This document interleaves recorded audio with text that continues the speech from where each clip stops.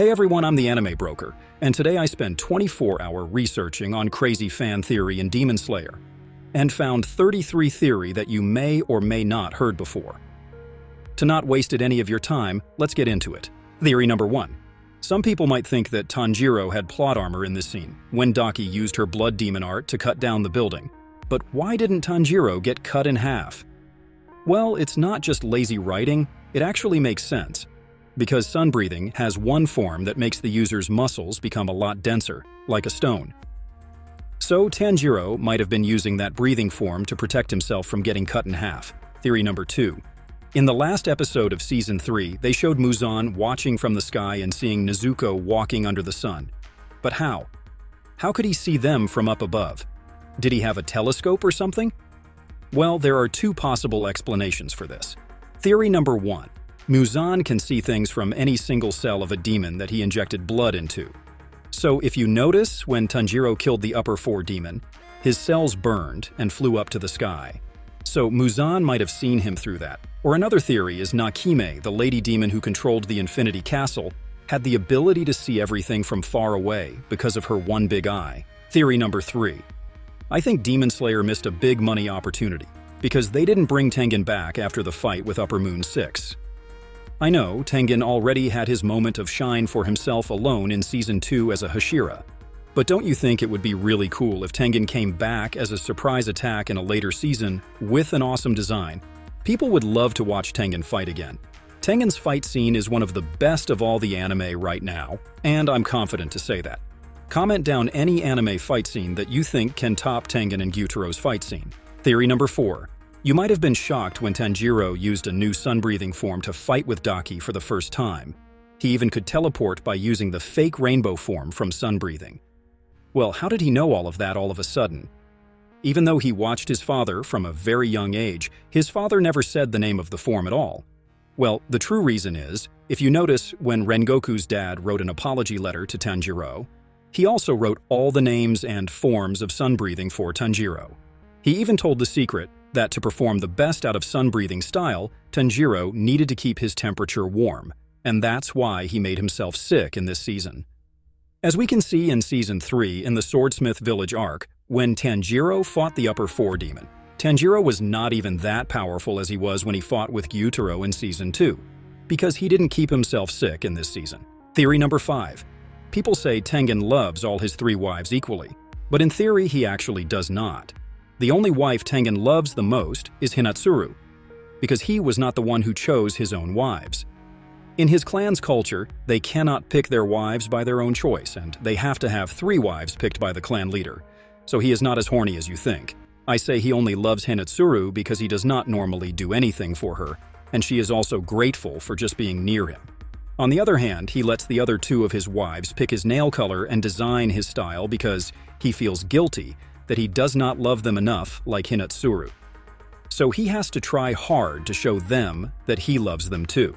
Theory number 6. This scene shows the contrasting fates of Daki and Gyutaro after their deaths. Daki ascends to heaven, while Gyutaro plunges into hell. But why is that? According to this theory, in Demon Slayer, the afterlife depends on the deeds of the person before becoming a demons. Those who were innocent as humans would not be condemned to hell, even if they committed atrocities as demons. On the other hand, those who were already wicked as humans would have no chance of redemption, regardless of their actions as demons. But what about Daki? Didn't she blind her customer? Well, that could be seen as an act of self-defense rather than malice. Theory number 7. After the brutal fight scene in the Entertainment District arc, we saw 2 crows fly to report about what happened to Mr. Kagaya Ubuyashiki. This theory claims that these 2 crows belonged to Tanjiro and Tengen, because they were the only 2 people who had crows in that mission. Theory number 8. You might think that this generation of Hashiras created a lot of their own breathing styles, but this was not uncommon for the old generation of Hashiras either. There were many more unique breathing styles that were derived from the 4 main breathing styles, and some were even adapted from the sun breathing style itself. But we didn't get to see all of them. Theory number 9. Some people might wonder why the Demon Slayers don't use guns more often, since they seem a lot more effective than swords. And yes, you're right, they could be more effective against the low-level demons. But think about it. Guns can only kill weak demons, but when it comes to the 12 Kazuki or any higher-level demons, guns don't do anything. Moreover, when demon slayers face a lot of demons at the same time, they need to use breathing styles to make their muscles denser and prevent getting cut or injured by demons easily. So, using guns would make demon slayers weaker, and it only has downsides. Theory number 10. In theory, Tanjiro used the Thunder Breathing's godlike speed since this scene, even before he remembered what Zenitsu told him. But the truth is, this godlike speed form was originally from sun breathing, because every breathing style was derived from sun breathing. And that's why Rengoku's 9th form, which could make him move really fast, was similar to the godlike speed from thunder breathing. They all came from the same source. Theory number 11. In Season 3, when Tanjiro was fighting with the Upper Moon 4, we saw his sword turn red for the first time. But this was not a real red sword. The sword turned red because of the heat from Nezuko's flames only, which meant his sword was still black. Hopefully, we will get to see the real red sword soon. Theory number 12. People wonder if Genya has the ability to regenerate his clothes like other Upper Moon demons too, because in this scene, we clearly see him become a cheese. But after that, the cheese on his clothes is gone. Well, the answer is quite simple. Every Upper Moon and higher-level demon have the ability to regenerate their clothes in a lot of things, and Genya has eaten the Upper Moon 4's flesh, which gave him the same power to regenerate clothes like the Upper Moon 2. Theory number 13. On the night that Genya's mother became a demon and killed all his little siblings, Muzan must have been in that village trying to do something, because only Muzan could turn his mother into a demon. This theory speculates that Muzan might have come to eat sanemi Shinazugawa, because he had Marichi, which was a rare blood type. Theory number 14. Nezuko is an anomaly. She should have died under the sunlight in the last episode of Season 3. The sun-breathing bloodline and not eating humans are not good explanations for this. The only possible reason why she is immune to the sunlight is because her mother drank blue spider lily soup, and it passed through her genes, or she just fed the blue spider lily soup to Nezuko alone. Theory number 15. Urokodaki's water-breathing technique is a mystery. Unlike the other breathing styles, Urokodaki's water-breathing technique is not fixed or consistent. He adapts and modifies his technique every year, and he never reveals his reasons for doing so. As a result, each of his students learns a different aspect of his water-breathing style. For instance, Giyu Tomioka mastered the 11th form of the water-breathing technique, but he did not pass it on to Tanjiro. Furthermore, when Urokodaki first joined the Demon Slayer Corps, he practiced the flame-breathing style, and he switched to water-breathing later in his career. Theory number 16. Urokodaki is one of the few people who knows the secret of Muzan Kibutsuji. He revealed to Tanjiro that Muzan can change his appearance and gender at will, while other Hashiras were unaware of this. He might have fought with Muzan before, along with another former Hashira. He might also know about Ms. Tamayo too, and Nezuko is not the first demon friend that he ever meet. Theory number 17.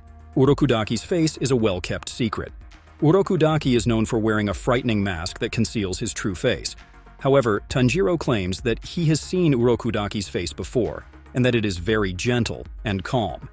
He does not reveal when or how he managed to see his face, but he might have peeked at it when Urokodaki was asleep. Urokodaki wears the mask to scare off demons and his students, but he also keeps his face hidden from the public.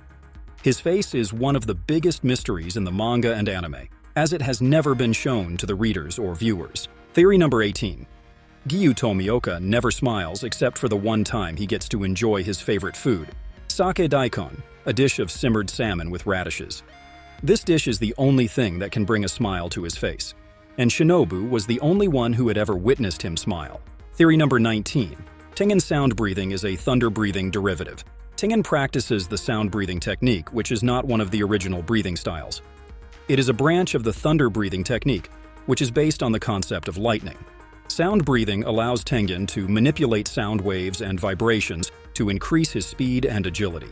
He can also use sound to detect enemies, communicate with allies, and create illusions. Zenitsu, who is a thunder-breathing user, could potentially master the sound-breathing technique as well, since he has a remarkable sense of hearing that surpasses even Tengen's. Theory number 20. Kanai Kocho fell victim to Doma's skill of manipulation, and she naively believed that she could befriend him. However, he betrayed her trust and killed her mercilessly. This is why Shinobu harbored a deep hatred for Doma. Theory number 21. The reason why the Stone Hashira cries a lot is not only because he is Buddhist, it is also because he was born blind, so everything depends on his imagination. He always overthinks, and all he hears every day is humans getting killed by demons. He is also traumatized by a demon that killed all the kids he watched over at the temple when he was young. Theory number 22. Do you understand why Muzan was so angry at this man? It was not because he said he had a pale face, but because he mentioned the word death. Muzan is obsessed with finding a way to be immortal and to walk under the sun, so he hates the idea that he is going to die. Theory number 23. What if demons are not only found in Japan and Muzan is not the only king of demons? The doctor who cured Muzan could have used the vampire venom from a Western country to transform him, but he could not find the blue spider lily to make him walk under the sun. So he could be a vampire-demon hybrid. Theory number 24. The Hashira should not be retired. Even after retirement, the Hashira remain strong and formidable. They could hunt down all 12 Kazuki much easier if they were not limited by the number of the Hashira and assigned more than 2 Hashira to one mission. Theory number 25. When the Wind Hashira spilled his blood on Nezuko, this was the ultimate test because his blood is not ordinary. His blood type is Marechi, which means rare blood. Marechi blood is irresistible and delectable to demons, and it can also make them lose their minds and become weaker. Sanemi's blood is so powerful that even Muzan Kibutsuji, the first and strongest demon, was affected by it. Sanemi uses his blood as a weapon to bait and slay demons, and that's why his body has so many scars. Theory number 26. Did you notice that in the entire series of Demon Slayer, we never saw a human gay? They only showed 2 gay characters, and both of them were demons. Theory number 27. When Tanjiro encountered a fighting doll for the first time, the audience was astonished, because the kid named Kotetsu claimed his ancestors built it 300 years ago. But how did people from 300 years ago construct a doll that was capable of 100 fighting moves? Wooden dolls were actually first invented in Japan in 8000 BC. So, all dolls in Western countries are actually inspired by Japan. Japanese people are really skilled at making mechanical stuff without using electricity. Theory number 28. People wonder why Genya didn't sleep and wandered around to find the swordsmith in the middle of the night. It was because he sensed that the demon was nearby. It's not because he had a scent ability like Tanjiro at all, no, but because he already fought a demon before he went to that hot tub on the mountain, so he feared that more demons would come. Theory number 29.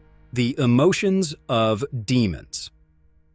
One thing that you might have overlooked is that even though they are demons, they still experience human emotions such as love, sadness, and anger. They also have sexual desires. Do you recall the swamp demon that Tanjiro faced when he became a demon slayer? We can deduct from his words that he was not only kidnapping those girls, but also molesting them after they turned 16. Theory number 30. Muzan and the Lower Moon One might be the only 2 characters who dress up in a Western style in the anime. Maybe that's why Muzan spared his life and not the other Lower Moon demons. It could be because they share a similar mindset, or because the Lower Moon One is clever enough to follow Muzan's every move. Theory number 31. It would be cool if the Upper Moon One was a spy all along. Just imagine that Muichiro, Tokito, and Tanjiro could convince the Upper Moon One to be on their side, because they came from the same family, right? So in this scenario, the Upper Moon One could be on the same page. He sided with Muzan because he couldn't defeat him, so he waited for the best opportunity to kill Muzan and avenge his twin brother. Theory number 33. You might not believe this, but Muzan hates demons more than demon slayers do. The only reason that he created more demons was because he just wanted them to protect him and fight all those Hashira to prevent them from getting near him. And the biggest reason why he created more demons non-stop was because he was tired of searching for the blue spider lily for centuries. So he just hoped that one of the demons that he created would be immune to the sun so he could just consume them and steal their power. He plans to kill all demon in the world by himself when he finally can walk under the sun and unkillable. That's all for today's video. See you in the next one.